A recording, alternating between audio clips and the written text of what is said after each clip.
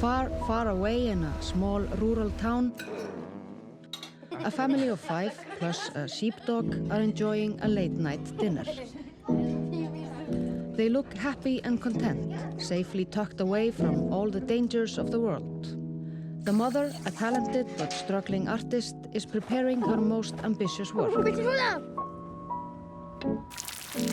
It's nice. Are they all brown? The father is out providing for the family on a 15,000-ton fishing boat. The children are privileged with the freedom of running around without a care in the world, living in perfect harmony with nature, whatever that means. There are no far-right extremists or murderers in this film. Only normal people with normal feelings and normal problems.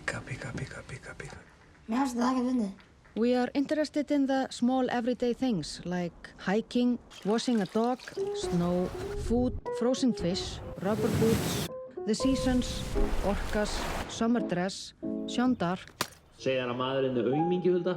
Ég á eftir að berja hann. humor, sex, or lack of it. All of the things that really matter. But underneath all of this, there is something hidden. Something that we don't understand. Something ancient. Animal. A dark secret. Drafst hann? We just made a film called The Love That Remains. Check it out. We really like it. Já, hún er ekki að með putta núna. Við erum að helsa þér líka tilbaka. You can also go see something else. It's okay.